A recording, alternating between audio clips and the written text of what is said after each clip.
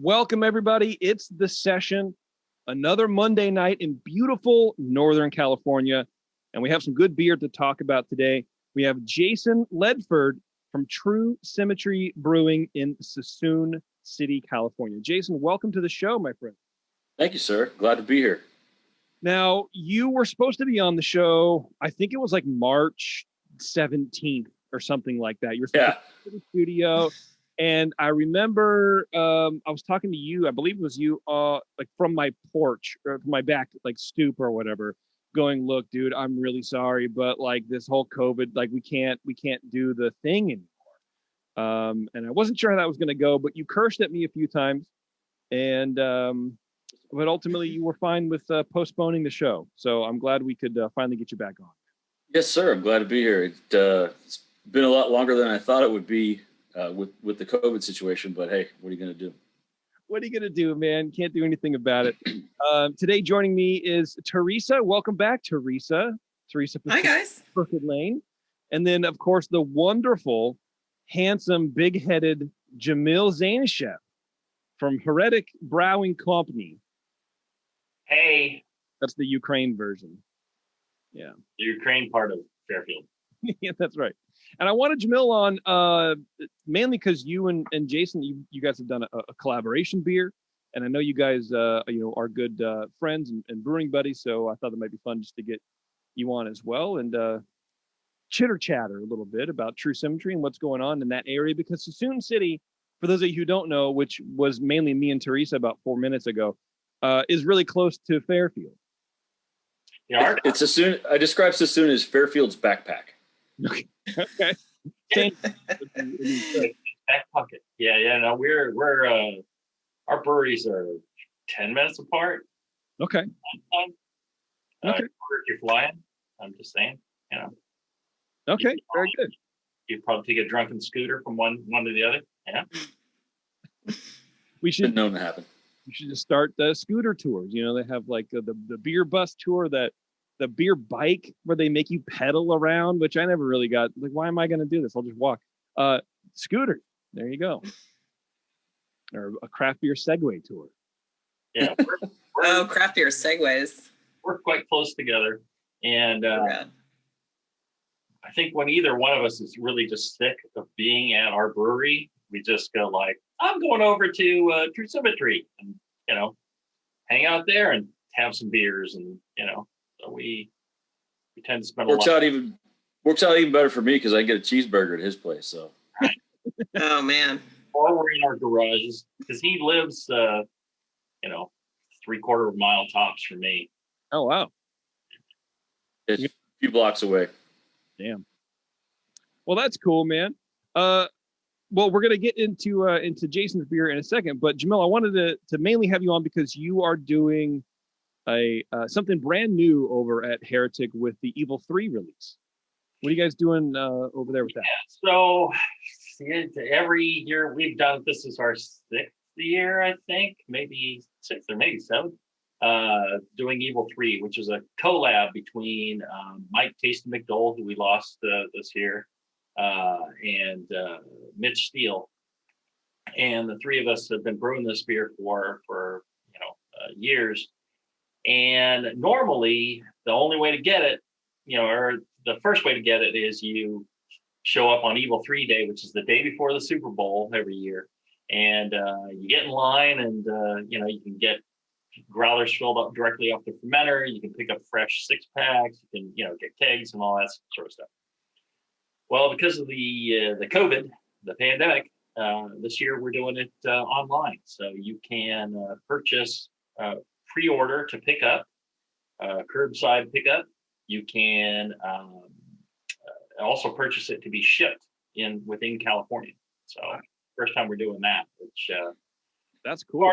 It's working out pretty good. It is limited, so if the show posts like in June, I'm just saying it might be a little too late. I don't do that for Blue Strongs. With the session, it's usually up by Wednesday, if that's the latest. Oh, I see how it is. Yeah. This is what happens. If his face is on the show, it gets a little more priority. Yeah, well, Yeah. If Prince Handsome is there, he'll make it happen. I'm busy playing Cyberpunk. I can't be bothered to do any work. It's 11.5%, triple IPA. It's smooth, delicious, easy drinking. And this last year we won the Bistro Fest for triple IPA as the best triple IPA, which I'm really proud of. And I know Mike or Casey was a big fan of that fest and was always really excited about it every year. And so the fact that we were able to win it before he passed, I think it was just great. He really was excited about that. So. Yeah. Well, and with Tasty, you couldn't really tell if he was excited like facially, but if he was excited for an event, you can tell because he would be there. That's really, you know what I mean? That's the only like sort of barometer, because it's usually he just sort of had the same look on his face. Right. He would have that public facing thing, and then when he thought nobody else was looking, he'd turn to you and go, "Oh yeah," he'd tell you he was excited. Yeah, for sure. Do you guys change the recipe on that at all, or is it the same? This year, no, and I don't think we did last year either. It took probably 4 years or so before we really got it dialed in to where, I could not think of any more changes that I wanted to do and nobody else could, and we all thought it was really tasting great, and so we settled on that. Now, it doesn't mean we won't in the future. It just depends on how the ingredients are doing. So, a lot of the stuff that we brew with for that, the hops and things like that, they come in earlier in the year. So we have a chance to kind of evaluate some of the ingredients we'll be using before we brew that beer. And so, we'll, tend to try and figure it out ahead of time and then make a little tweak if we need it. But this last couple of years, it really hasn't been necessary. It's usually necessary when there's huge shifts in the weather. In the growing season, it's like, super wet growing season, super dry growing season. It was hotter, it was shorter by a few days. All that stuff tends to mess it up. So, but other than that, I think we're delicious last year. Really good. Yeah, so it's the same recipe as last year. Okay, good job. How can people pre-order this? What do they do? They go to our website, hereticbrewing.com, and not Heretic Brewery, hereticbrewing.com. And there's a link there for ordering, and go there and you'll see Evil 3 pre-orders, and you can order it to pick up or for delivery in California. And delivery is not very expensive. That's the thing about COVID and the lockdown. And Teresa, you guys had to pivot to do this too, was delivery options. Mm-hmm. You're right. Shipping prices on beer isn't, considering what you're getting. You're getting brewery fresh beer delivered right to your door, reasonable amount of dollars. And it's heavy. Yeah. Heavy. And so we're using what used to be called Golden State Overnight. I don't know what they're called now. But they're actually really they still are GSO, but I think their website is GLS. Yeah, they changed it to something else. But yep, it pretty much just takes a day to go anywhere in California. Anywhere in California. Right, so it's fresh. And it's like $20-something for a half case, and I think like $30 for a full case, I want to say, to like San Diego. Yeah. I mean, that's pretty cheap. They've got a good thing going there. Yeah, if you want some Evil 3 and you live in San Diego or anywhere outside of 2 hours, it's going to be worth it. In Eureka, and you can't drive it. Yeah, you can't drive there. Don't drive there. But you can get some good beer. Yeah. Well, that's cool. All right, so just hereticbrewing.com. Sign up for the pre-order amount. What do you get? There's a limit. I'm sure you can't buy like 1,000 of these things. No. We're limited. We're trying to make it so everybody can get a taste of the Evil 3. It's it's pretty generous limits. It's like a case or so. Wow, that is very generous. You know what I saw on that website of yours? The whole newfangled website is that if you're going to the brewery, you're filling growlers off the tanks. directly off the tank. We've done that every year. Oh wow. This year we're we're only filling new growlers to avoid any sort of potential for any sort of cross contamination of COVID. So we'll fill new growlers, and then you can pick up a new growler. It's only a couple of bucks for a new growler. We don't charge anything other than what it costs us. So I wish I liked triple IPAs, man, because it sounds great. yeah. Well, You got to just drink one per year, JP. I think you'll live. I don't know. Oh, I'll live. We've also got our small 5-barrel brew plant coming, and so I'm going to make a bunch of beers that you like. Yes, you are. I will give you a list. I'll email it over to you. Oh, maybe we can finally do that collab that we were supposed to do 10 years ago. Yeah, I remember. Don't worry, JP. You'll be first on my list. Yeah, you're right. You're up at the top. Staley got his done, and then everybody else tough luck. You work at Disneyland? Yeah, then I can't really help you. No, I don't. But I would. I don't know. Anyway, well, that's cool. So everyone check out hereticsbrewing.com. Support the boy, especially if you live in California. If you know people in California, maybe they can be your proxy and hang out and grab these beers for you. But that sounds really cool. And the day before the Super Bowl for the locals, that's a perfect time. Who's calling me? Get out of here, Beverly. Beverly, I'm working. Bevo just called me. She's supposed to be in the chat room. You want to know if you knew you're supposed to be doing the show. Yeah, she should be in the chat room right now doing the show with me. But, whatever. What are we going to do? Jason, you're on the side of the highway.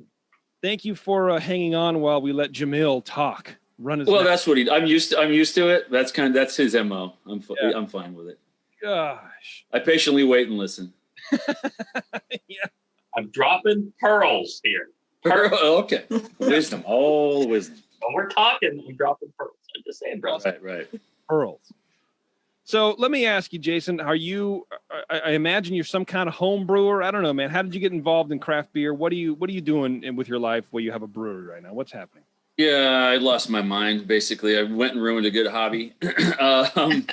So back it was like 99, my wife got me a little homebrew kit for Christmas.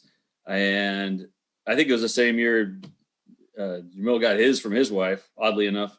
And I made some really crappy beer for a while, but of course I thought it was great. Everybody liked it. Then it got a little bit better over the years, kind of kept up on it, just read everything I could get my hands on. And slowly it spent more and more money on homebrew equipment to the point of ridiculousness probably. And I joined the Greenbelt Brewers Association like in 2010, 11, something like that. It's a homebrew club out of Davis. Okay. Great group of guys and gals brewing up there, and started entering some competitions and getting a few ribbons and going, okay, this is pretty cool. My career, I can retire at age 50. So at some point I got the idea, well, hey, I'll be retired fairly young and I'll need some sort of job. So maybe I can open up a brewery. So we started kind of trying to figure out how to go about that. Yeah. And ended up opening a little sooner than we probably should have because I've been doing my regular job and this now for about 3 years. Okay. It's pretty brutal right now, but I retire in 6 months. Damn. What's your, can we talk? It sounds like your job is secretive. You work for the government? No, I am a police sergeant. Nice. For the Bay Area Rapid Transit based out of Oakland. I run the canine program. So I've worked with canines for majority of my career in one respect or another. I was a handler. I've run the unit as a supervisor before, and I'm running it again right now. Oh, wow. Sort of I can make a decent beer and I can train dogs. That's my skill set. That's about it. That's right, man. Oh, it's awesome. How is BART doing? For those who don't know, BART's like the Bay Area Rapid Transit. It's our little train system out here. Those of you who've been out here to like for NHC or whatever in 2008, I think are probably very familiar with BART. But BART's not doing too well either with the pandemic. Huh? Yeah, it's tough because nobody's on the train, so ridership is down a lot. So they're not bringing in the revenue that they were. So there's a lot of changes afoot. They've modified schedules. They've done all kinds of stuff. They're still, providing the best service that we can and doing everything that needs to be done to get people around. But yeah, it's tough right now, just like every other industry. It ain't easy. No, you'll charge $8 to go 4 city blocks, but that's you're welcome. You're welcome. That's my idea. That was my plan. Yeah. That's why I can retire. Yeah, so I actually had saved up a bunch of vacation time, and in 2014 I got approval from the then chief of police. I got into the brew lab program in Sunderland, England. And part of the thing was, hey, ultimately I want to open a brewery and it's a lot of money. So I'm going to need to take on investors perhaps, or I'm going to need somebody to really invest in their building for me because I'm not made of money. And having that little bit of education behind is a little, shows a lot more than just some guy making beers in his garage. So I actually got to go. I think my wife only said yes because she thought that the boss was going to say no. And, never do it. It's fine. Yeah. And he was like, okay, sure, go ahead. So I went to England for like 12 weeks. Wow. And went through their program. It's a diploma in British brewing technology. So I've always really enjoyed European beers, English beers, Belgian beers, things like that. So it was a good fit for me. I don't have the prereqs to get into Davis's program. I actually had gone back to junior college and was taking some of the math and science to build up my my transcript so I can try to get into Davis's program. But I have a degree in organizational communications, and I was actually a radio disc jockey before I got into police work. Oh, nice. So it didn't help a lot with trying to get into any kind of science program, let's just say. Yeah, no, help you with your job either. I mean, maybe if you were working dispatch, but yeah. Well, it was just one of those things. I was on the air doing the overnights, making peanuts, and my older brother was a police officer in the Bay Area, and I went and rode with him a couple times, and I was like, oh, I could do this. This is all right. Nice. And now it's been almost 27 years. So crazy, man. Crazy. So you went to England. That sounds pretty fun. And what were you focusing on over there? I know it was British brewing, practices or whatever. But is that very different than American brewing practices? Yeah, at the time when I went, it was mostly cask, the school. So we would design and brew every week in the lab at the school. And we also would get farmed out to work at a brewery. So I worked at like 9 different breweries in Northern England while I was there. So it was really cool to see all these different systems and how they work and everything else.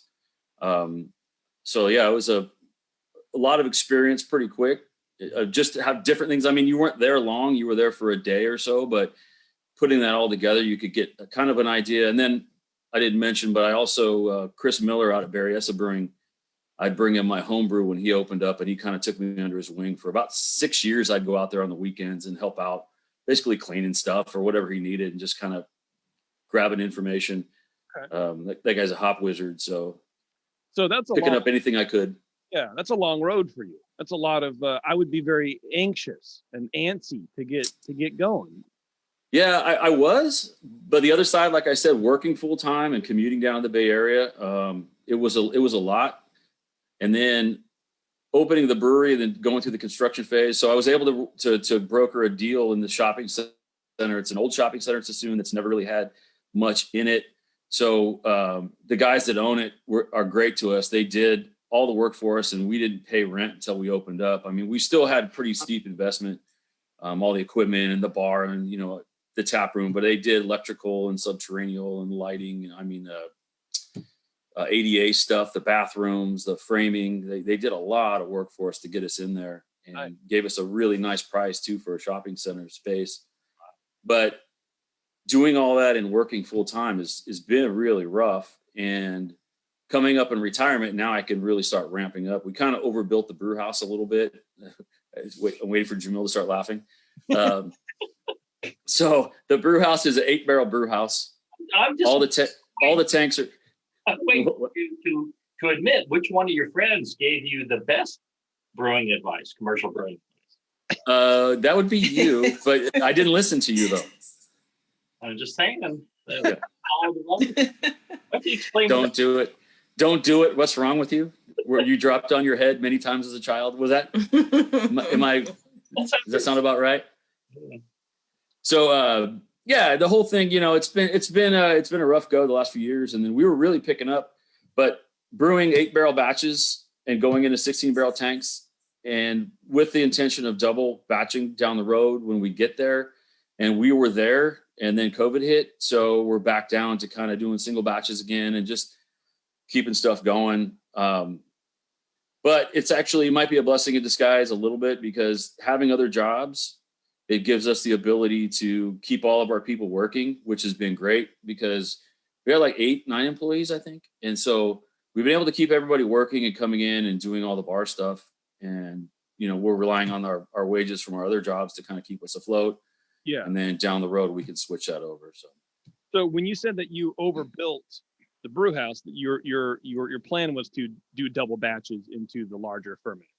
Right. And hoping that we would have gotten to that. Like we were on the cusp of just starting to do that when COVID hit. So I can do probably about 8 times the volume that I'm doing now, if not more, if we really, really push things through.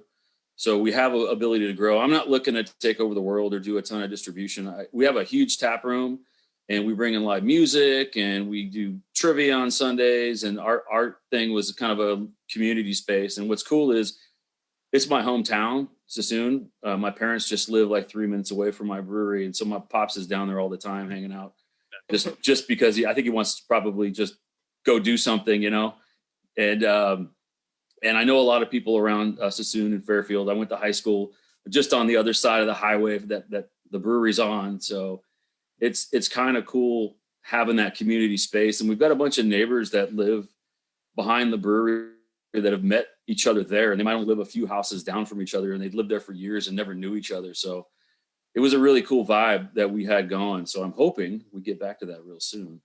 Yeah, that'd be nice, man. That would be very nice. Well, let's crack one of these beers, man. You sent like 100 beers over. I think I want to start with the English mild. And, that's a good one. Jamil, I'm assuming you've had this before. If he's brewed it, I've had it. Okay. Again, we are a scooter ride away, and like I said, when you're frustrated with your own brewery, what do? You go to somebody else's brewery. I'm over there all the time. And vice versa. I don't think he's paid for a beer since his opening day. So yeah. And that beer actually I made it. My buddy Ian Elliott from the Greenbelt Brewers. We're real good friends. We hang out all the time and stuff. Our families. It's his original homebrew recipe that we kind of adapted to work into our system and put it together. But he's won a bunch of ribbons with that beer, and it's just really, really nice. 3.9%, super drinkable. Yeah, look at that color, man. Such a fun beer style. We've never really done a mild. I've done a bitter and a special bitter, but yeah, mild. I would love to have like 15 barrels of mild. That'd be great. Me too. Yeah, let's just. But yeah, it's not running out the door, quickly, but yeah. It has its fans. For sure. No, this is it's great, man. It's very smooth, very malty. You got a lot of well, tell me, can you give me the recipe or at least some of the malt? Yeah, it's Maris Otter base, and then I'll probably dig it out. I actually brought my recipes all home so I could but I probably should have gotten them in some sort of order. Classic styles you're opening there? I won't waste time on it. It's some crystal malt, some Simpsons. I like Simpsons crystal malt. Maris Otter. Let me get my recipe book, and it's just brewing class. Yeah. Here it is.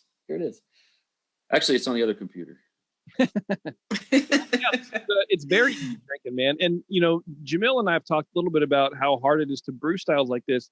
Not because technically it's as difficult as anything else, I guess, but it's hard to sell beers like this.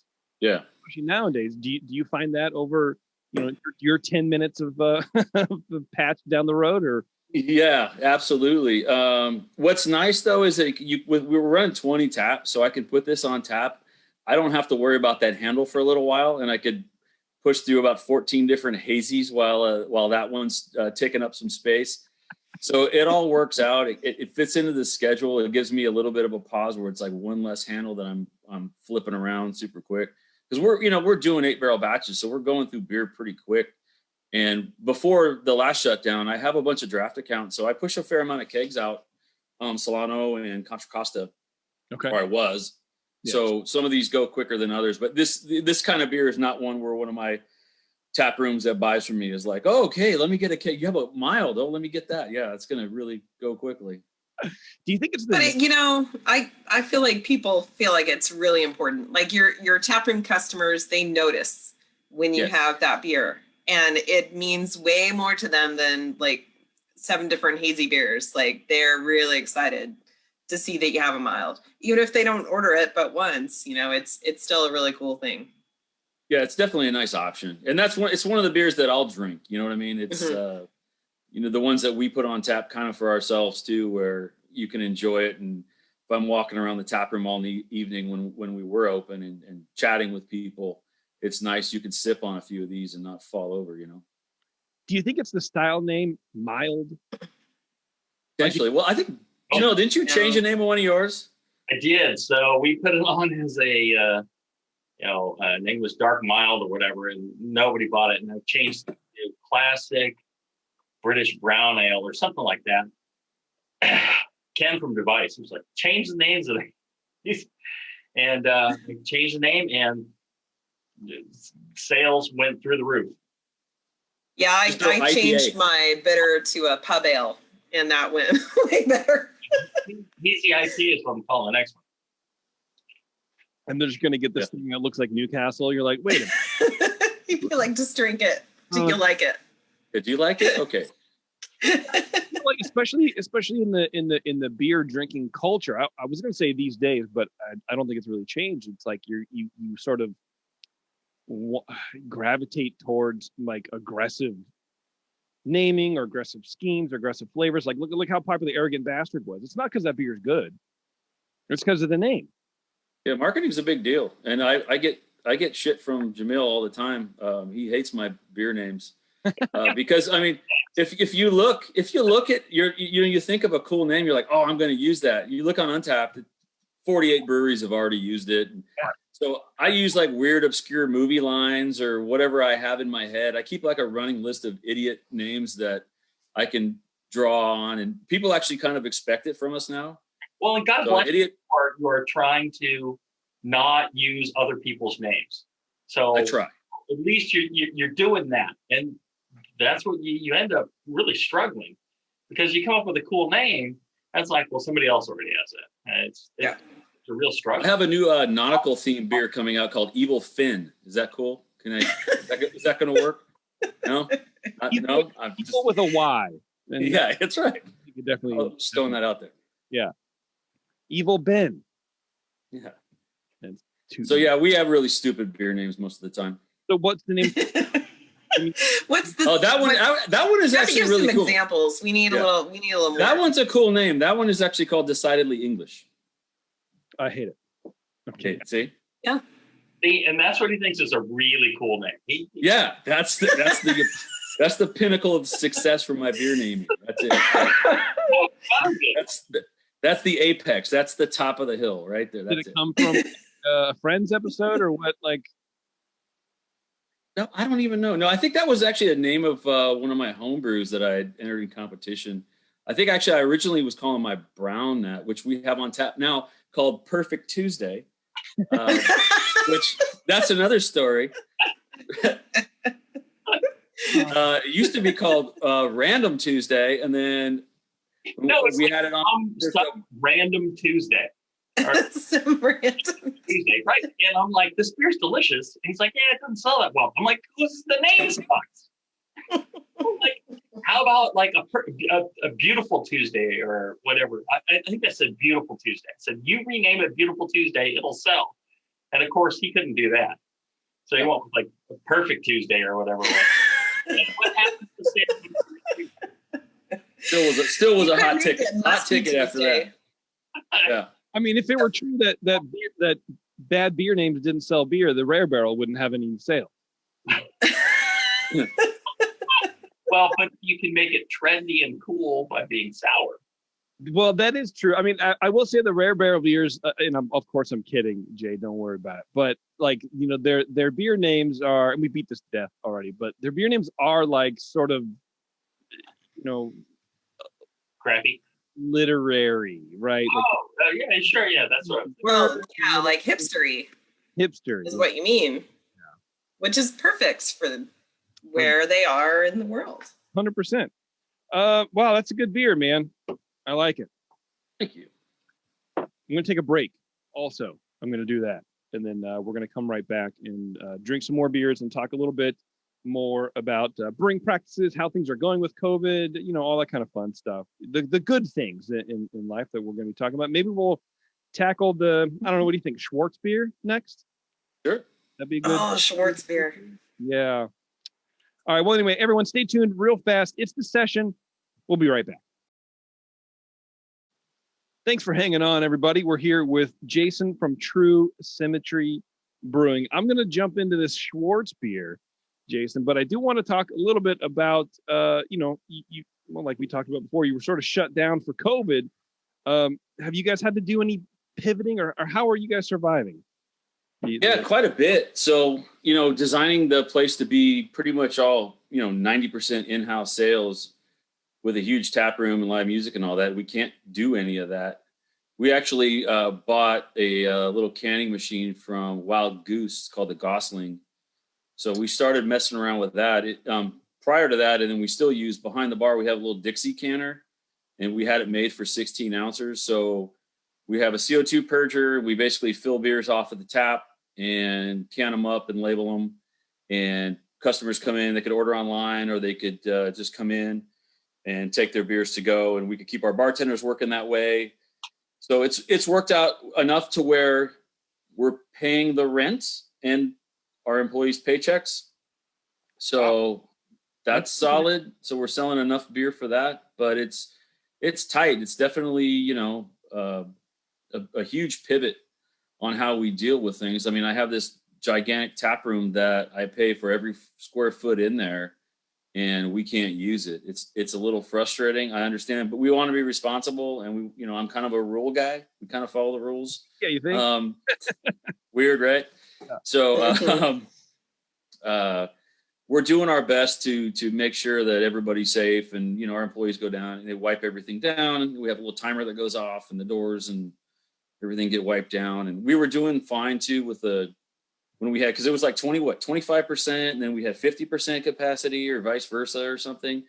Yep. And even with that, I think our capacity, our tap room is like 270. So we can still fit enough people in there that if we, even at 25%, and then we have a big patio outside too, we were doing fine. But now with this last shutdown, it's been even tougher, because I think there's like customer fatigue, where originally everybody's like, support your local brewery, let's go out, I'm going to buy all these cans. And now people are like, and you just aren't seeing the crowds coming in the way they were to make those to-go purchases. I think once we open up again, to the 25 or 50% would be great. We're going to have to really stay on top of cleaning things, because as I think, especially in Solano County where we are, people are just dying to go out and do something. 2022. Yeah, I hope not that long. Yeah, I mean, hopefully we're getting more vaccine rollouts, and we got the super pods. I'm sure everyone's heard about those. We're like Cal Expo, and down in LA, they're gonna have 5 of these giant vaccination sites. So they're gonna crank out 1,000 people a day. Yeah, that'll be great. Yeah, I mean, I read some headline where it's like only take a couple of weeks at most to do at 1,000 a day. Yeah. Problem would be solved by June for sure, right? Sure. Yeah. Better than 500 people a day. You know what I mean? I mean, right now there's like a couple of hundred. It's not going well. Yeah. I was able to get the first round of the vaccine. I say unfortunately because I feel incredibly bad about it. But through my wife's work, she works at like senior living healthcare, and they allotted like a certain amount to all of the communities. You look like one of the seniors at her senior living place. I feel like, trust me, I feel like one. Well, and some of them were just not going to take it. They didn't want to. Mm-hmm. They had these extra doses, and they're like, well, we should give them to the family members too. So everyone, and I'm like, Taryn and I are both like, look, we don't do anything. Where I don't need, like, please give this to somebody else. They should just be vaccinating everybody. But the clock is ticking on those doses. They have to. I have a couple of friends that got vaccinated the same way. Just, they knew somebody and they were like, hey, friends, like, who wants to run over here, like, right now? Just do them all. Just everybody. Well, don't feel guilty. Feel good about it. You don't feel bad about it, is because literally, if I didn't have that appointment, I was the last person there that day. That would have gone to waste. That dose would have literally gone to waste. Now, I heard you elbowed Mr. Jensen, 99-year-old World War II survivor. Yeah, but out of the way to get it. Asking for it, dude. He should get faster with that walker. He really should have. He had the walker. I mean, come on. Yeah. What's the matter? I tell you though, man, watching it, like, it was CVS who did it, and they were so inept. And I was there for an hour and a half, and they had 10 people to vaccinate. They couldn't figure out the timing for, like, thawing the out. Then they lost every single time they gave a shot. They had to go, how many do we have left? Because either you can get 5 or 6 out of the vial. They don't know. They need to get veterinarians involved. They need to get anybody. Seriously. They're going to talk. Do it. Dentists, veterinarians. Talking dentists. I was like, Doc, you got to get in on this. He goes, I'm looking at it to see. So that's where we're at. Like, and so anyway, that's the whole point of bringing that up, is that it is not going well. However, things hopefully will be better once we get more people doing it. But man, I was shocked at how shoddily run this thing was. It's like, you can go get flu vaccines all the time at CVS. They've done this before. Why am I waiting in line for an hour and a half? So shoddy, it's like the bring milk. It really is. They're opening up to first responders now. So my business part, so it's my wife and I. So my wife is really the boss. I'll say that first and foremost. I'm the idiot that makes the beer. She actually runs the business. And then we have my business partner, Jesse. I was going to have him come on the podcast as well, but we call him Silent Jesse. So he probably wouldn't be really, really good at radio. He's a firefighter paramedic. So he's already had his first round. He gets his second soon. And then I think I'm signed up to go like next week to get my first nice. one. Nice. Awesome. Yeah. Get this thing moving. I don't know, man. It was weird, but I've read that, like, already the vaccines that are happening in California are starting to at least stabilize the numbers. So hopefully there's already an impact of it. Now that was rounding up vaccine talk. Yeah. What? Get closer to your microphone. What are you doing? Laying on the couch? Yes. Yeah. After beer. After vaccine talk. Yeah. One of my favorite recent True Symmetry beers has been the Fairfield Fog. I think he should have called it Suisun Fog and not misappropriate Fairfield when he's not located in Fairfield. Wow. Well, let's just say this: it wasn't taken yet, and so I plan on taking Fairfield over anyway. That's right. That little brewery you have over there. I'm sorry, you don't know it yet, but we're gonna take over. Nice. You come over, you take over the bathroom stall. I'm just saying. Whoa, easy. Yeah. Jeez. Wait. Let's talk about the Schwartz beer. What's the dumb name for this one? It's actually Midnight at Noon. That's pretty good, right? No, it sounds like it's not. Song. It's not awful. I've heard worse. Because it's low ABV. It's something you could drink in the afternoon. Yeah. But it's a Schwartz beer. No, I get it. So we modeled it a little heavier, a little beefier. It's it's got some nice roastiness to it. Disney over the top kind of marketing. I'm just saying. It's delicious. I like it. That's very good. What's the ABV on this one? I think it's like 5. Oh yeah, it says 4.8. Look at that. Okay, even better. I tried to send some beers your way that I know you would enjoy. Yeah, I appreciate that. And then I got a triple IPA or something, and a hazy IPA. And a quad. Oh, our triple's coming out actually probably the weekend before Evil 3. I dry hopped it a couple days ago. It's got a fantastic name. Can you pre-order online? You can pre-order when you come into the bar, and then we'll make it for you. We'll get it ready. No, actually, we're probably going to do a run. I'm getting some labels made for it. So, yeah, we're going to do something on our website where you can get them. But he'll put it into cans that I sold. Yes. Yes, I get all my cans from Heretic. Okay. It's called because I have photos of him in compromising positions. Oh yeah. So that helps me, basically twist his arm to get cans at his price. Because I buy like a pallet or a half pallet at a time, which is, if you buy from one of these retailers, it's ridiculous. They mark these things up like crazy, where he gets truckloads of it. Yeah. And I just go over with my pickup truck and put a pallet in the back and take it over there, and we're good for a while, And are they blanks? Yeah. Then we sticker them. But the thing is, we're friends and we support each other, and I think when you were asking, you're just like, hey, I'm thinking of setting up like 10 miles from here.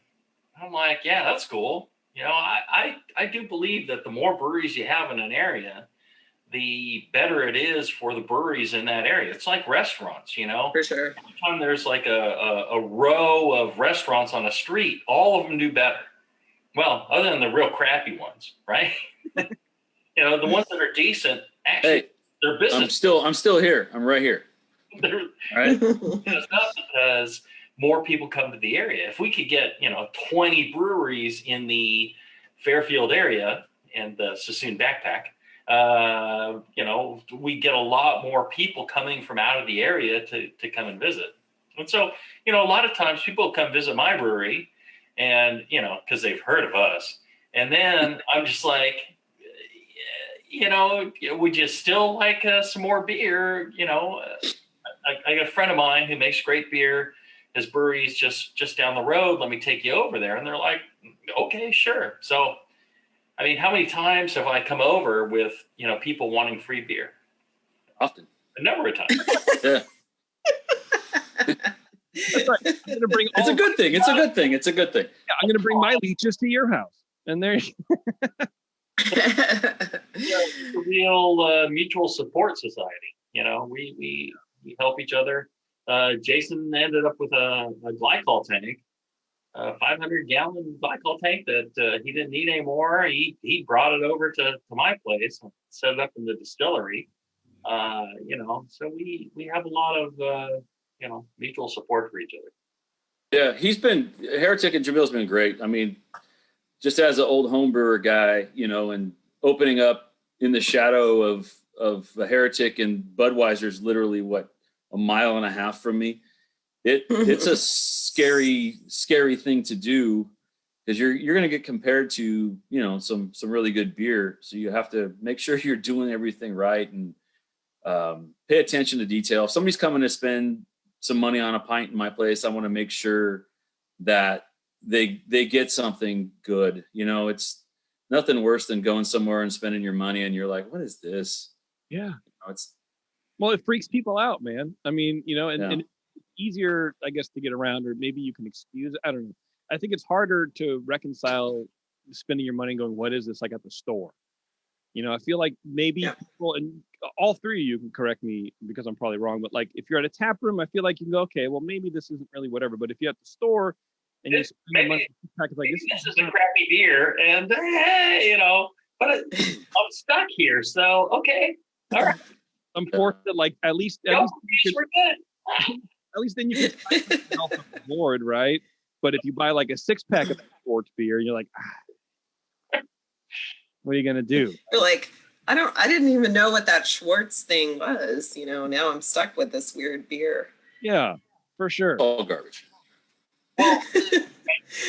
So one of my favorite beers that you make is the Fairfield Fog, and you gave JP a can. So Jamil's producing the show. You want to do that one next, Jamil? Yes. Well, and I think you ought to tell the story of the hazy comments that you got. Oh yes. I don't have a story. Yeah. So I sent him a message because I got some sort of, Untapped review about how it's a good beer, but it's not really a hazy beer. I'd call it more of a cloudy beer. And I sent him a message and was like, dude, I think I just started a new style. The cloudy IPA. Cloudy beer. Yeah. So yeah, I don't go for super murky. So it's got, you can't necessarily see through it. That's not hazy. That's cloudy. It's cloudy. Yeah. That is not a hazy. Yeah, it's like Thule fog, right? Just kind of burns off in the afternoon. Exactly. But it's still super crushable. And then the way we do them, I got so at Brew Lab, there was some great guys there, and one of my buddies I went to school with opened a place in Providence, Rhode Island called Long Live Beer Works, and killer beers. He's come out here. We did a collab, and then I went to Providence to do one with him. And so as he says, they're just called IPAs. They're not called hazy. But I got to spend some time with him, and he took me by Trillium, and I got to hang out there for a while and ask some questions. And then, with everybody else in the industry that I run into and ask questions. So we've kind of developed our process and our way. So just similar to everybody else that are doing these now, no hops touch this beer unless it's below 170 degrees. And then a huge whirlpool, huge dry hop, and just delicious and nice. And it's not overly green or yeasty. You can drink a couple of them. Now, having said that, is it my cup of tea? No, not necessarily. I'm a West Coast guy, IPA, and like the tasty that we made together, and the West Wind, which is probably our flagship, our double IPA is our biggest seller. Crisp, clean West Coast IPA with was it Citra, Mosaic, and Amarillo. Just nice, easy. That's what I prefer to drink, but I try to approach a little bit of that with the hazies too. Yeah, I mean, I don't know what I'm trying to say. I get a lot of like tangerine, mandarin, yes, kind of thing going on, which I get. It is very smooth, which I'm not. It's funny how many brewers come on the show and send in hazy beers, and they go, "I don't really like drinking it." Yeah.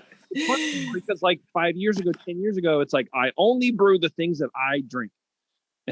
And then now you can't do that. And I totally get it. I used to give a lot of people shit, but now it's like, I don't really care anymore. But it is not chalky. It's not grainy. It is not particulate. So that I really do appreciate. It is very soft and pillowy and round. Would you call it cloudy? I know what you're trying to do. Oh, I mean that's just it's just hazy and like I don't know. I mean, can you put a different name on like just a gradient of? Yeah, no, it's all a bunch of crap. Yeah, it's delicious though. I mean, as far as a hazy beer goes, I mean I try to make it how I think the people that come into my place would want to drink it, and so I see what sells and what sells quickly, and then I brew more of that. In that direction. What are you saying, Jamil? You poured that in your dump bucket. I'm just saying. I don't know. Well, look, I that's aggressive. First of all, how dare you call me on nobody else would have noticed. Maybe it's just you're having a low alcohol January. I mean, we can't just call them out completely, right? Yeah, sure. Sure. Yeah. Well, speaking of which, can I talk about the whole dry January thing? Yeah, you can talk about it. So that's out the window this year. I've told customers no, there's no dry January this year. I'm sorry. Yeah, don't do it. No, we're all hurting. We all need to sell beer. No, your health is out the window. You have to drink beer in January. If you want to have a dry whatever, maybe let's talk October, November. Yeah, we got to push this thing back until we can open up again. Yeah, I mean obviously, whatever people want to do, that's fine. But I don't understand the solid month off, because if you're like me, you've been drinking more heavily in lockdown than before. So I'm trying to at least go every other day. That's my new thing. I feel like I'm going to do that. And then that turned into 4 days the other day because I got absolutely zooted off of white wine Thursday. Woke up with a hangover. Felt like shit. Didn't want to get my vaccine. Feeling like shit, so I didn't drink on Friday night, Saturday night, Sunday night didn't really care, and because I knew I was doing this tonight. So it just sort of happens like that. But no, I don't understand like the totally abstaining. But maybe it's something new for people to do. But maybe in your case, Jason, it's like, well, buy these beers and then age them. You know what I mean? Like, here you go. Buy this now. Oh, that's a big beer January. Big beer January. Don't open. Buy big beers. Yeah. Finally, he comes up with marketing guys. Finally. Hey, can you guys mark this time down? That's the first compliment. Well, Jamil, when you left, John Palmer came in and gave that idea. So yeah. Oh no, I need to trademark this right now. Sorry. Yeah. I'll be right back. All right. We won't do it without you. I want to know about ZanaFest, to be honest. ZanaFest in June. Was there a ZanaFest? Oh, right, my birthday. Yeah, your birthday brew fest. That is actually a good idea. ZanaFest. I like that. ZanaFest. Yeah, I'm reminding you because I came up with this name and I want credit. And I think it's hilarious. We'll give you 5% at the door. I'm just saying. No, just give me a pat on the back. That's all I need. All right. Yeah, I'll take her 5%. It's fine. So okay, back to the hazy real fast. Thanks, Jamil. You said you brew the beers the way that you think people want to drink them. How do you know? Do you sit down and you give them the beer and you go, hey, what are your thoughts on this beer? Do you get a lot of customer feedback? Or to a degree, but it's more what's selling and what's selling quickly. Okay. So the beers that I can rip through real quick. Yeah. And I watch, I watch the ratings on these beer rating sites, which sometimes are hilarious. Shouldn't do that, man. Yeah, I know I shouldn't. Yeah. I might as well just kick myself in the nuts, but sometimes it's ridiculous, but at least I could kind of gauge like what's happening because we're a newer brewery, and to see, we're competing with all these other breweries that are well known, like as hazy breweries. And if they're digging the hazy that I put out and the ratings are real high, and I go in the cold box and I see that I'm ripping through kegs real fast, then I'm like, okay, so they like that. So we'll work more to that. We're small enough that I can do that. So it's kind of fun for me. It keeps it creative. And that's style, but do you like alter? Do you tweak the recipe out? Yeah. So I usually keep like 2 hazies on, sometimes 3, and I'll do a higher ABV and a lower ABV, and then I'll do some with oats, some without oats, some with flake barley, some without flake barley, and we just tweak it up, and then different hops in just about every one that we put out. We have a few that will that pop out occasionally, the same ones that sold well before, but I found that the people that are coming in for the hazies are the ones that also want what's new. So for us, when I have all sort of these classic English and Belgian beers and a bunch of lagers on tap, that they're gravitating toward these. And if I had the same one on all the time, I tend to sell more beer if I tweak it a little bit and give it a different name, like Fairfield Fog 1, Fairfield Fog 2, and so on and so on. Those are very good names. Good names, right? Numbers really well are good. For restaurants. People like numbers. They like numbers. No? Okay, I lied. That was a lie. I apologize. I lied to you guys. I just made that up. Well, there's no scientific proof behind that statement whatsoever. I apologize. If there is ever a beer called People Like Numbers, that would be a good beer name. Let's write that down. I'm actually taking that beer name. Collaboration. People Like Numbers. Totally. All 3 of you. Type of beer name. That's it. I mean it's actually a horrible beer name. That's not a horrible beer name. That is in my wheelhouse. That's my wheelhouse right there. No, I feel like it depends on the beer. Customers will not come in and go, oh, People Like Numbers. Oh, that really speaks to me. That is a terrible beer name. It's perfect. It's in with all the other beer names he has. Yeah. All right, look, chat room, you tell me, is that a good name? A little testing going on because probably not. Probably not. You can't have a People Like Numbers porter. Right. Barley wine. You could. People like numbers. You got to go high gravity. You got to go high gravity on that, right? Like yeah. That's true. See, It has a good amount of irony. I just found a place for it. Yeah. I think it's solid. Look, I think you'll sell it. It's no. So, Jamil, did you hear that? Teresa thinks my beer names are genius. That's what I got out of that. Well, just to let you know, Teresa is on record on this show saying that she doesn't like her own beer names very much. So that I don't like what beer names? Your beer names. I don't know his beer names yet.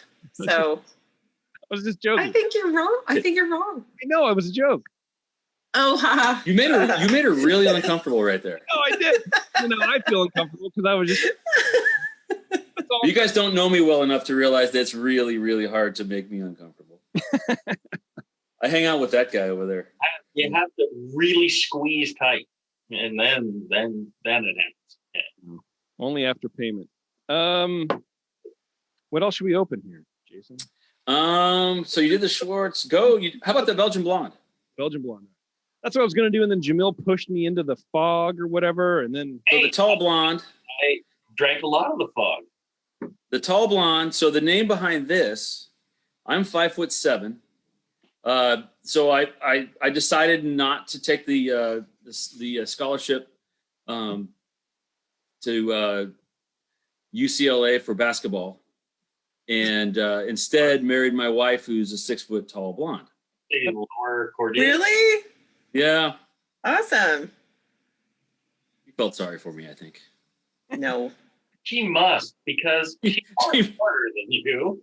Yeah, that's not saying much, man. She's more talented than you. I mean, really. Well, I mean, what the hell's going on here? I don't know. It looks very weird. And it looks weird. You know, my 12-year-old daughter is the same height as me. I have a 12-year-old daughter that says, "Daddy, I'm as tall as you are." You look up at her, you're like, "Please don't say that." My kid's gonna be almost as tall. Don't fear the Amazons. They're friendly. I swear, they're really good. Well, tell me about the Belgian Blonde here, Jason. So, classic Belgian style blonde. It's a little Belgian aromatic Pilsner malt, and White Labs 530. So Abbey yeast. Mm-hmm. And we pitch about 66, and I let it roll into about 81 to finish out. So really low. The phenolics are really subdued, but a lot of esters. So you get like pear, some red apple, and we sell the snot out of that beer. That's one we sell a lot of beer. I like it. I like it. Well, I said and it's not. It's right when I was tasting the beer, and I realized it looked bad. But it's interesting that you can sell a lot of this beer, and you make it over and over again. I imagine you're not taking as many liberties as you are with hazy beers, but hazy beers you have to change up so people come back and buy it. I'm it's still just one of the this beer. People get pissed off if I do anything different with this beer, and yet I don't know why hazy beers are like the only style now that's allowed to change dramatically time over time, but everything else should be is the same. In fact, I think you get shit upon if this beer changed so much from time to call it the same thing or whatever. But hazy beers, if your hazy was the same thing, you would be shit upon. It's weird. I don't know. Yeah, I would agree. No, JP. I mean, if you have a beer brand that you carry forward, it does stay somewhat the same. You might tweak it. We have a couple of hazy beers that are always the same. Mm-hmm. Okay. And do you find that people would prefer them different all the time? Well, I think there's always room for a new IPA, whether it's a West Coast or a hazy beer. Yeah. But if you have a hazy flagship beer, our 1-2 Punch is our flagship beer, and we drive 50% of our production to this beer. So it doesn't change. It's always the same. I think it's still okay to have that flagship be a hazy. And I'm sure Jamil does too. Yeah, your everyday customers, they're looking for, what's new. Right? Mm-hmm. The customers that come by a couple times a month, they want to know what's new. The everyday customer, I would say, is they don't want to see that beer change. That's their beer. They're coming to that beer. If you change that beer, they're going to be pissed. the customers that are coming once a month or every couple times a month or something like that, they want to see what are you doing that's new. And then past that, it's all new to them. So, you have to kind of suss out your, who's your everyday drinker, who's your, I come every once in a while to see what's new. And then all the rest of them, you don't even need to worry about it. You just need to see that you have something trendy that's on. Yeah. Yeah, I mean, agree. it's like you got to do both things. You have to have your core beers. You have to have your Belgian Blonde ale that they can rely upon. Yep. But then they want to see you mix it up in another area. But you can kind of play around with where that is changing, I think. Well, and this is why every brewery has to have 20 freaking taps. Right. Yeah. 20 good beers, you got to have 20 freaking taps. Because otherwise, oh my God, there's, we change, we were putting on a new beer every week. And then, somebody was complaining that it's exactly the same beers every time I come here. There's no change. It's like, every week there's a new beer home. Right. Literally 52 new beers this year. Right. Yeah. So now we're at 23 new taps. It's like, and still, it's all the same. It's not the same. Half the freaking beers are different. The last time you were here, you son of a bitch. Well, you can't win. You can't win. Half the beers are different, but they're still all IPAs. No. Recognize it's like, well, you still have Evil Cousin on. You still have Evil Twin on. All of those are all the same beers. The rest of the menu is totally different. It's the same thing. Hey, you know what's funny is actually we figured out too that the beers on the menu that are like in 1, 2, 3, 4 on the 20 beers, those ones sell faster than the rest. So if you want to move a beer, you move it to the on the upside of the number one upside of the menu because they see that first and they're like, some people are just like, oh yeah, number one, I'll take that, or number two, They don't want to. They see 20 beers and you're like, that's a lot of work. You know what? I was never good at doing homework. I don't want to read this whole thing. I'm just going to stop right here. I'm going to order number 2. Let's just have that. This is one of the reasons I love Jason. Is we just talk through all sorts of stuff and we throw out whatever we're seeing and then we have different kind of epiphany moments. And I think in our menu, Evil Twin's been number 1 on that board since we started. So like 10 years. So what I'm saying is, you could call Evil Twin dog shit ale, and it's number 1. They're still going to buy it because it's number 1 on the menu. That's what I'm saying. Ramble the board once a week, and then people are like, "Oh my God, every beer's new every week." They would be floored with the new variety. Exactly. Just because it was a different order, they would imagine it's all new beers. We'll throw a new beer sometimes up early, and this is my wife's genius actually, so I can't take credit for this. Yeah. He was saying she's much smarter than I am. You put one of those beers up higher in the menu, you'll push through it faster. That's so interesting. Probably not wrong. And we always organize our board by light beers are here, IPAs in the middle, dark beers and barrel aged are on the right. So you're saying we just need to mix the shit up? Yeah, scatter them about, and then you have your menus. We have electronic menus, and they rotate. So they'll do 10, and then they'll do the other 10, and then the 2 screens. But 2 screens will change back and forth.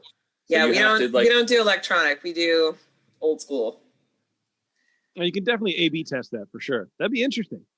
Yeah, I think this could be a fun experiment. Yeah. All right. So we just open again. So we're breweries figure this out. I'm just saying that. I think what I'm liking about this conversation is realizing that even Jamil, as big as Jamil is, and us who are slightly larger than True Symmetry, we all have the same problems. Yes. Selling beer. You just selling beer. She said I was big. Well, you are. I didn't mean it in a mean way. Yes, you did. Let's take a quick break. We're going to come back. This is our last break. Yes, this is our last break. We're going to come back. We're going to wrap things up. We're going to have, I don't know, we'll probably squeeze in at least one more beer, if not two, with Jason here from True Symmetry. And then only 6 more to go. Only 6 more to go. So we're all going to take a nap. That'll be it's a telethon. That's right. Yeah. Send your donations in right now. If you like programming such as this, you get a free tote bag. All right. Hang on, everybody. It's the session. We're going to be right back. All right. Welcome back, everybody. Thanks for hanging out.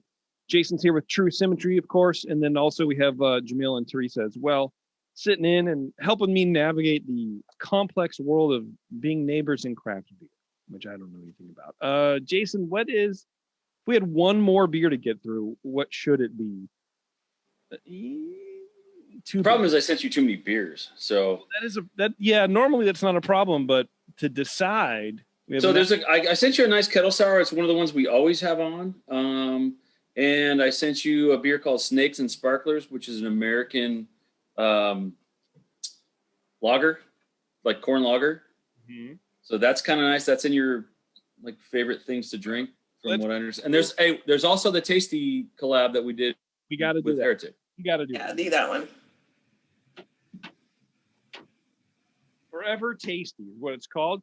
Can you guys tell me about this? About your collab here? So we did a Facebook Live, and it was Dramont Wright, Jamil and I. He's a great home brewer, chef, and we did it Facebook Live, kind of homebrew style.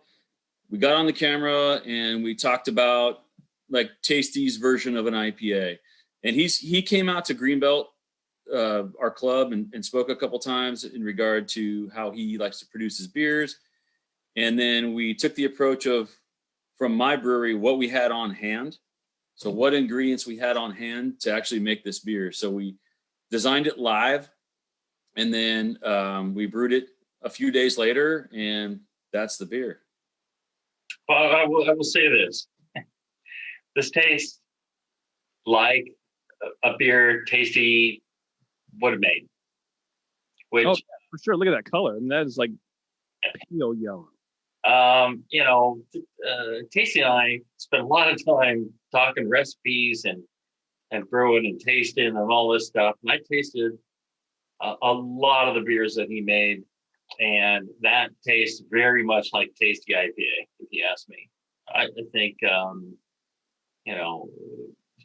he loved doing a bit of Pilsner. He loved doing a bit of malt, wheat. He loved doing, there was just a certain thing that he loved doing in his beers. And, JP, I know you had, or PH, I know you had a lot of tasty beers over the years. Yeah. So does that not taste like a tasty beer? It does, man. And I'm trying to pinpoint that while you're explaining it. And it's that bit of sweetness, or that malty sweetness, that pilsnery, that bready grainness. For me, it's that sharp citrus hop flavor. Yeah. It's almost like pithy, where a lot of times we talk about citrus and hops, and we talk about, the bright citrus oil, but not the pith. But the way he would make some of his beers, it was almost like the full peel. Yep, it's the classic, in a good way. Hop and all that, yeah. Because it was subtle, and he would like to layer those things in it. So you get that up front, and I think that sort of helped goose the bitterness perception, the perceived bitterness of his beers. I think sometimes were a little bit higher than the actual bitterness was. So Jason and I, is this the third collab we've done, or fourth, or what? Done a few. We had Monster Cookie, and that was conceived drunken darts in your garage. Yes, the Monster Cookie. We did one before that even. I don't know. Yes. I don't know. Guys, we've done a number, I think. And it's always a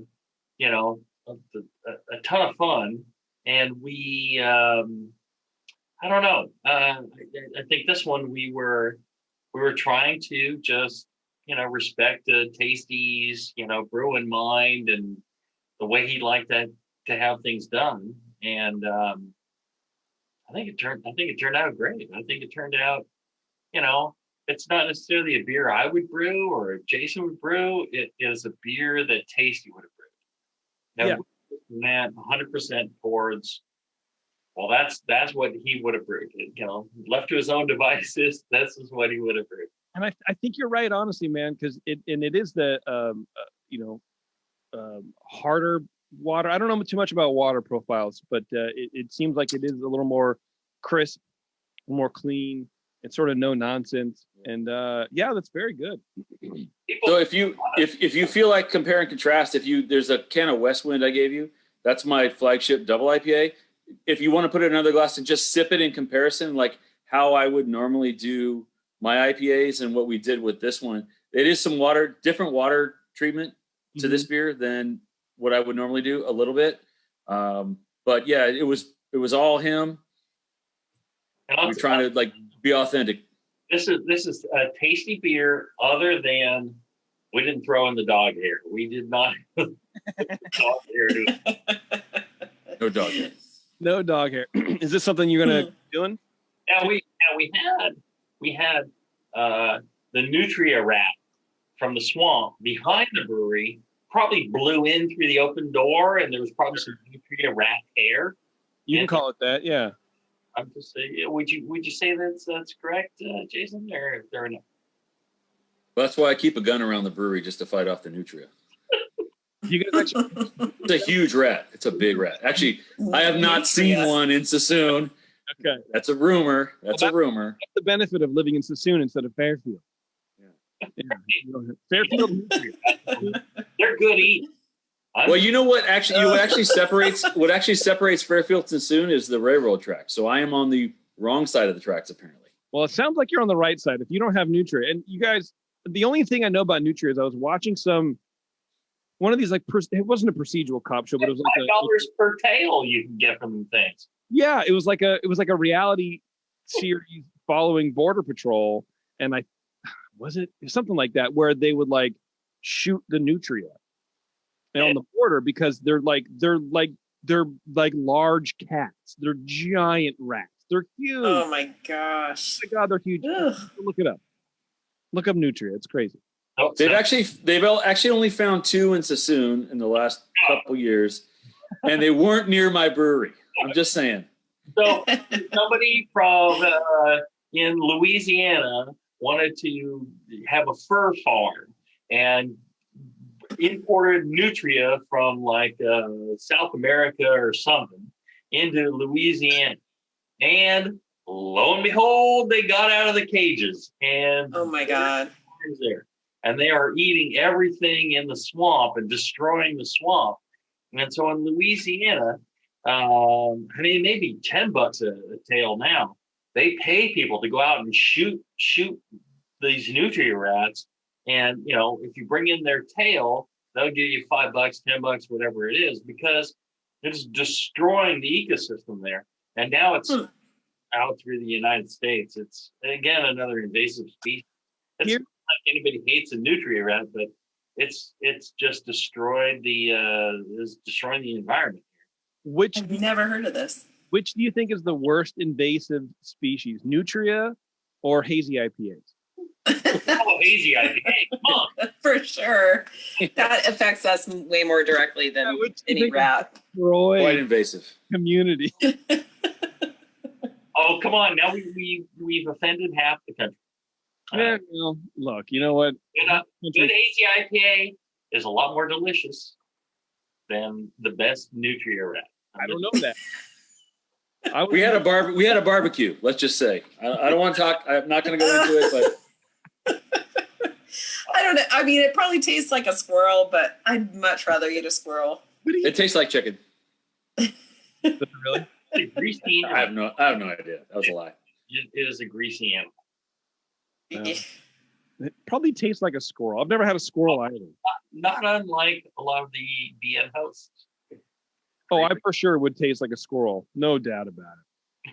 And Nutria, far greasier than a squirrel. Squirrel's fairly lean. Very greasy. Well, look. You put them on the Traeger, it's fine. It knocks all that out. Yeah. 45 minutes, probably. Spatchcock it, blow the back out. Yeah. There you go. All right, come on. No. JP, you got a few more minutes. Yeah. Get a couple more of these beers. No, I know. Well, I'm gonna do one more beer, and then I'm gonna have one, if not two, special guests call in and sing to us. Oh my God. Yeah, it's a clue. I'm trying to get the second one on right now. But anyway, so I like this beer. I'm not an IPA guy, and I'm not gonna like sit here and do my whole shtick about it. But I think having a lot of tasty beers before. It tastes very much like a tasty beer, right? This is it's like 80% right there, man. Maybe even 90. It's very, very close. It's a very sweet tribute, and I think it's very nice of you guys. Thank you very much. He was a good man, and Jamil was you guys were a lot closer to him than I was. I've met him at a bunch of beer fests and through Chris at Berryessa and whatnot, and he was always really, really kind. The first time I met him, actually, I should tell you a funny story. I was serving at the opening gala in San Francisco for Berryessa. And so we're outside and Tasty comes up, and he was offering us cookies. So mind you, know how many stories start this way? Well, I love it. Let's just say that I can't accept his cookies. Oh, sure. Yeah. And so Chris at Berryessa thought it was the funniest thing in the world. And he was egging him on to give me cookies. And I was like, no, I'm good. Thanks. I'm good. And then it wasn't until several years later where I got to know him much better. I was like, hey, by the way, I'm a cop. So you're under arrest. Yeah, right. He was looking at 3 to 5. So instead we made his beer. So he never gave me a cookie. He was just like, no, you don't need it. You're kind of an asshole. So there's that. Well, there you go. That was probably it. It was interesting. Now we're just on a tangent. Wait, I want to launch this meeting. Get out of here, dude. It is interesting because he would sort of do that, Jamil, where if he didn't think that you could, I just joined on accident. Sorry. If he didn't think I could handle it, he wouldn't give me the cookie. Yeah, absolutely. Exactly. If you weren't that person, if you didn't seem like that dude, he'd be like, no. And it's not because he was a dick. I mean, we all are, but it was because he just didn't think that you were the guy to handle his shake. You know what I'm trying to say? Well, what's funny is I was hanging out with Chris Miller looking like this. He still offered me weed. You were standing around Chris. Which, Yeah, I mean, like 10 clearly there's a cloud surrounding Chris. So for all people getting high. I'm just saying.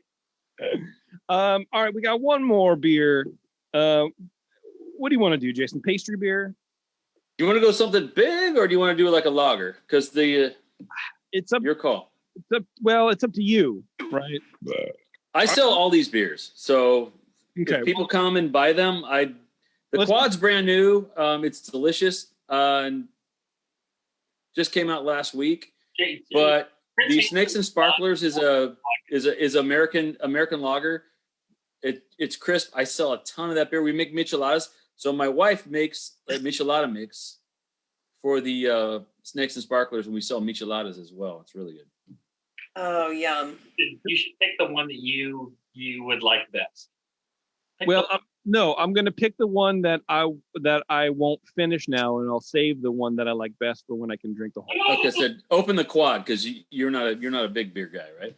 No, I'm not a big beer guy. I was going to do the peanut butter one. Okay, go for it. Let's do that one because I want dessert. So the peanut butter beer is called Nut Punch, which. Yeah. It's not a bad name compared to all the rest of your names. No, it was after like we got shut down again, so I called it Nut Punch, and I designed it to taste like Nutter Butter cookies, which is my favorite cookie.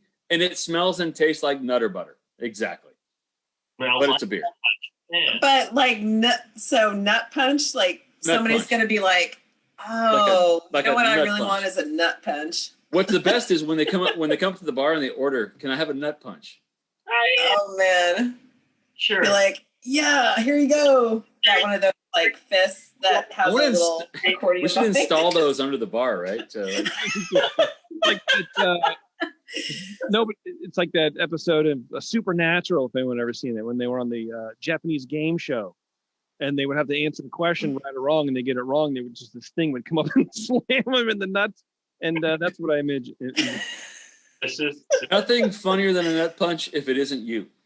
Well, it's sometimes kind of fun. Awesome. One of the things I want to point out is every time I type in my my messaging app on my phone, true, the next word that comes up is symmetry. That's how close you and I are. Well done, sir. Well done. We're linked at the nut punch. I don't know. Yeah, something like that.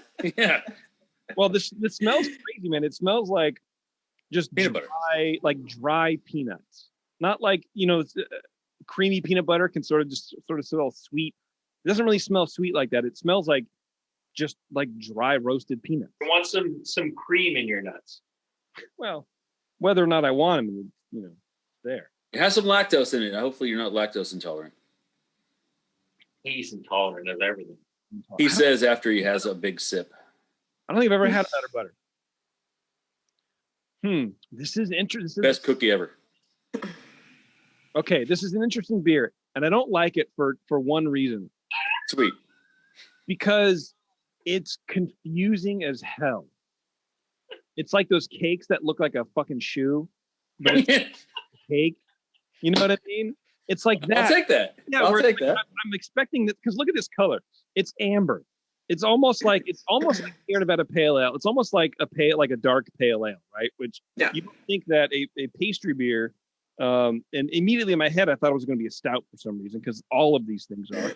It's going to be any peanut butter or whatever. But it's malty, and then there's this like divide to like peanut butter, and then I'm trying to find the connection to a cookie. But what I like about the beer is, for me, it doesn't start tasting like a cookie, like buttery and whatever, until about 10 seconds after I've swallowed it. And I've never had a beer like that, where it's either you drink and it's like, well, this is what it is. But this beer sort of puts itself together on your palate after you've swallowed the beer. So even with like a beer like this, for me, a beer should taste like beer first. First and foremost, it should be a beer. And then you do what you do to it to make the other flavors happen. Yeah. Yeah. This is weird. So how do you add the peanut butter? So with much research, so I did some stuff with that PB2, the powder, and we did all kinds of stuff, and peanut butter and natural peanut butter. And I found a company that does like this really, really, they do several, but it's actually an extract. But it's from peanut butter that they extract, and it is soluble and it soaks in just right. And then we did a bunch of trials to get it right. Actually, he came over and got a bunch of the other ones and worked on. Do you guys put something out yet with that, Jamil? No.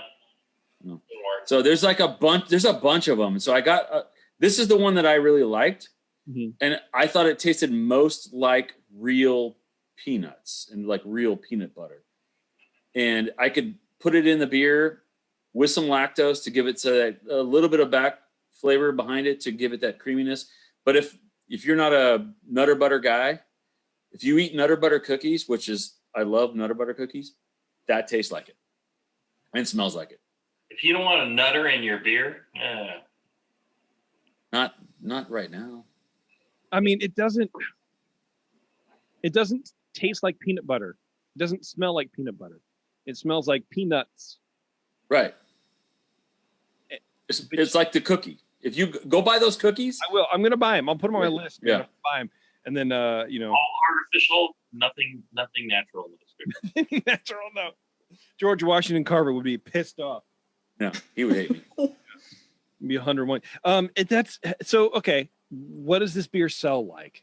Do people like this kind of thing? Because to me, yes. So sticky. It's not as fast as like a hazy IPA or anything, but it pushes well.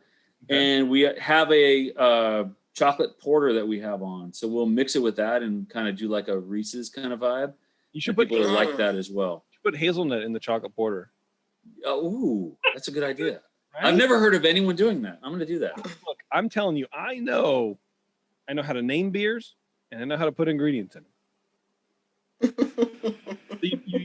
I'm going to call it California Highway Patrol. I'm going to call it that too. Do you do like a black and tan with these, with this and the hate? The gravities are pretty similar, so that doesn't really mix well with those two. But because it's only a 6.3 beer, I think, right? Do you serve Nutter Butters alongside of this? Do you sell? No, but that would be the tap room. There's your Valentine's Day pairing: Nutter Butter cookies, a nut punch. Yeah. Did you really ask him what the ABV was of your own beer? I think it's 6.3. He's got the can in front of him. I don't have the can in front of me. Oh, yeah. So he would know, and you wouldn't. I ripped through so many cans. I don't have it in front of me. It's on the JP. Is it on the can? Is it on the can? He's trying to do the cop thing. He's trying to trip me up. He's being bad cop. He's bad cop. You're a bad cop. You were at the Walgreens, were you not? I don't know. Tell me. I think Jamila is bad cop. That's what I'm saying. You're He's cop bad cop. Jamila's bad cop. Jamila's a bad lieutenant. The nuts. Pretty much every time we're together and talk about our beers. Yeah. Classic shit. Yeah. King shit right here. We have a lot of fun. Well, I like it, man. I think it's very I said it was kitschy and I didn't mean it as an insult. It is very like niche and whatever, but I think it's cool that there's still some room for this. First of all, that it's not a pastry stout. That seemed to be like all anybody ever could put into anything. It was like, well, let's make a stout and put all this crap in it. But I like that people are bold enough to try something like that. Do you guys explain it before they order it? Like, hey, this is a peanut butter like thing, or right. Whatever. We'll give people a taste before they commit to a pint. Well, and people should understand when they go to True Symmetry, there's quality beer being, curated there. They're producing great beer, and if you're going to come in and have a pint, you should just order and enjoy. And well, you can't now because everything's closed down. But it's great beer and it's great stuff. And if you don't like it, well, then tell your bartender you don't like it, and they'll give you something else. It may not be your style, but it's all well made. I think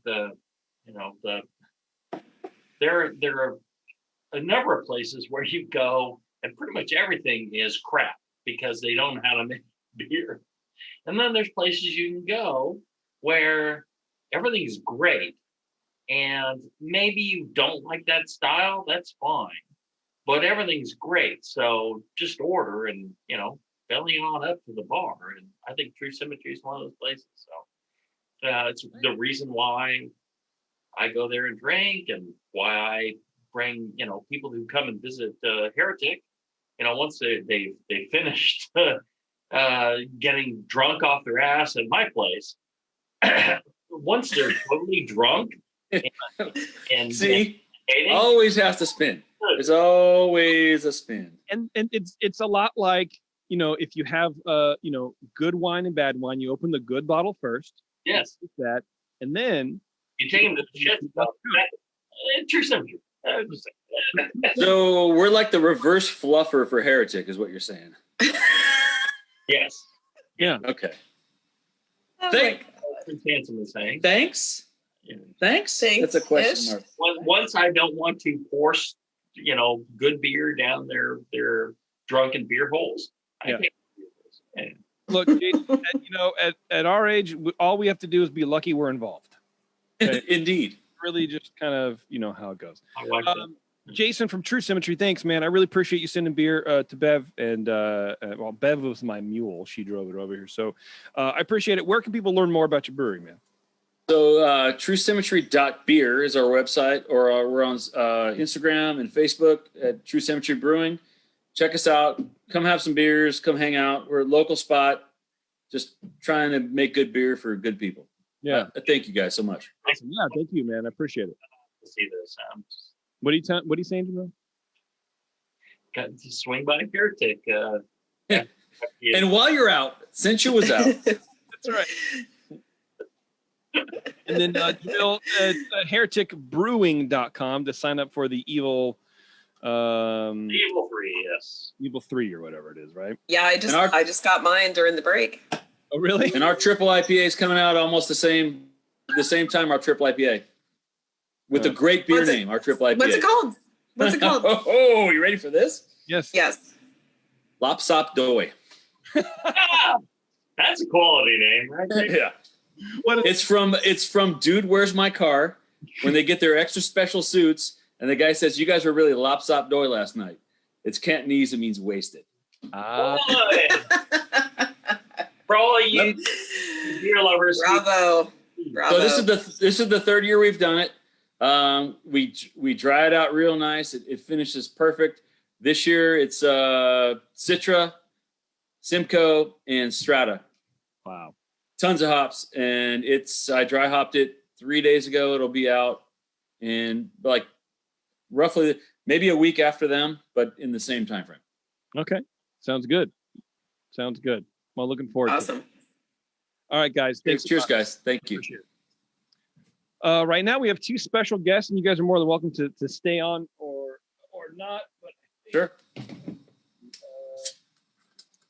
Gotta move I'm on two computer screens, and it's hard to move my mouse.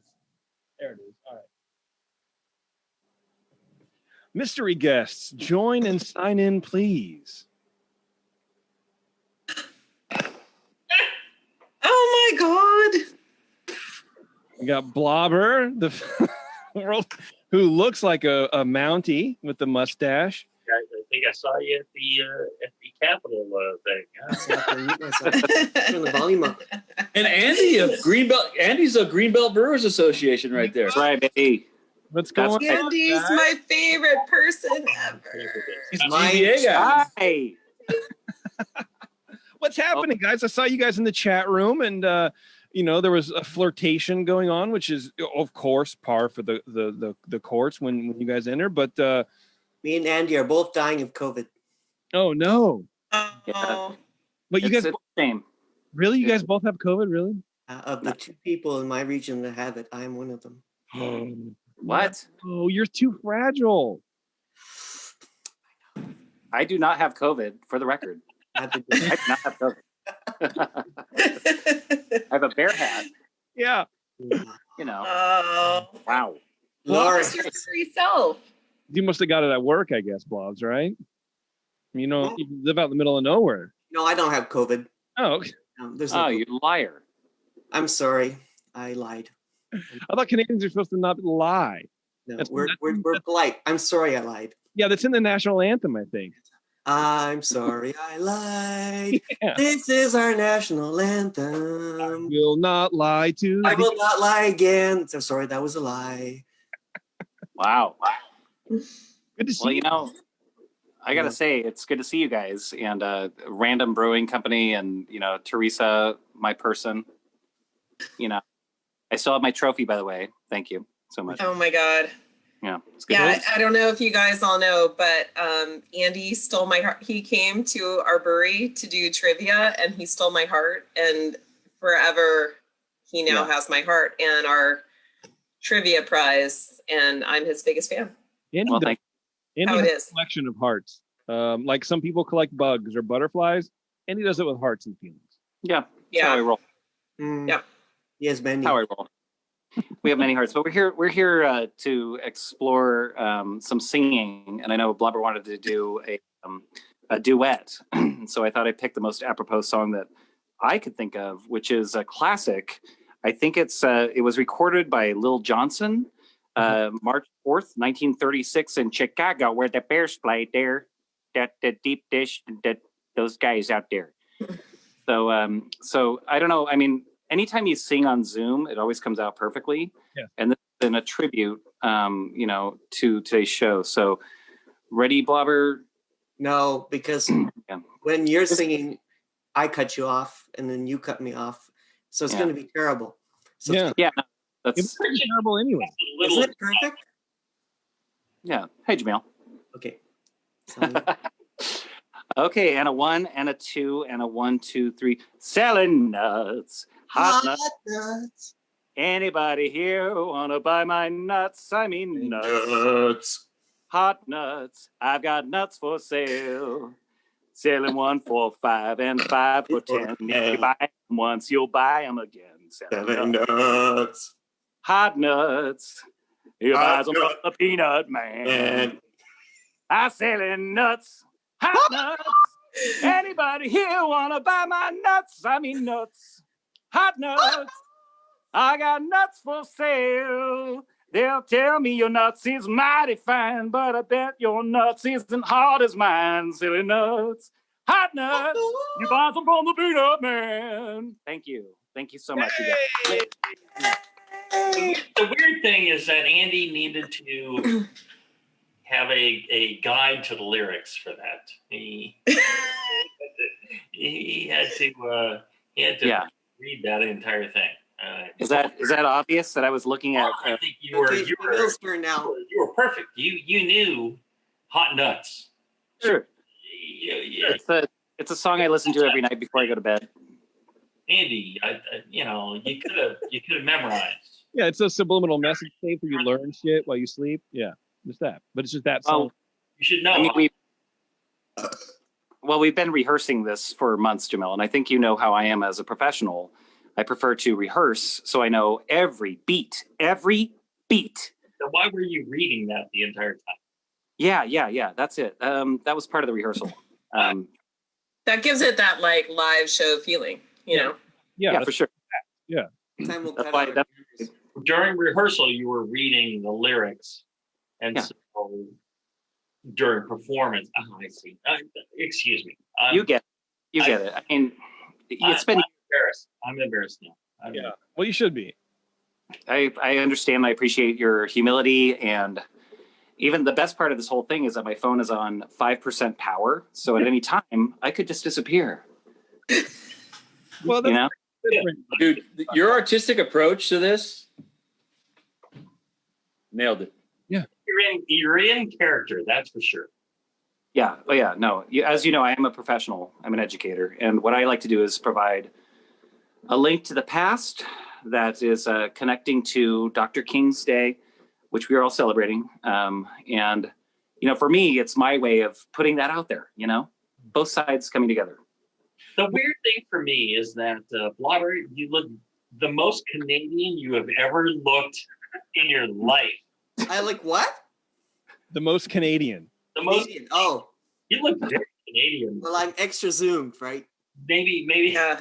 Extreme close up. I think you fixed that. Instead of looking meth addict, you look far more Canadian now. It is the mustache. No. It's filled out. It's filled out. Did you just come up with a beer name? Canadian Meth Addict? Hey. Just saying. What about Canadian mustache? Ooh, even better. She's pretty good. Yeah. See, I think that would actually be a good beer name instead of Canadian. Probably easier to sell with the I think it sounds to me, Canadian mustache sounds more like a category than a beer name, if you know what I mean. Ooh. Yeah. Sorry. Andy, in one. He got it. Like hazy. That's all I got. Extra. That's all I got. Apologetical. Right? That's right. Yeah. I'm sorry. I don't know. I'm sorry. That was It's terrible, but you love it. Sorry. You hand the beer over. I Get over with Blobber. It said he looks like it's video from the 70s. Does it not? It is, because it is zoomed in. It's the quality is also a little bit maybe a little fuzzy. It's not as high as Andy's, right? Remember the background. grows Everything was fuzzy. gold Everything was section. fuzzy in the 70s. Come on. The color temperature, it's very flesh colored. Now I'm thirsty. Thirsty for a short meat. Sorry. I'm sorry. He's trying to tell you just how handsome you are. That's why he's so The thirsty. 70s with the you know. pastel My roll. curtains in the back. Oh. Okay. Look at him rolling.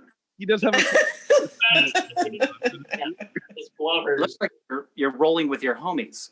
Has it worked? Oh, black and white. Ooh. Yeah, I can't do any of that stuff. My phone's about to die. You're Everyone else looks like they're in reality. Zoom. Yeah.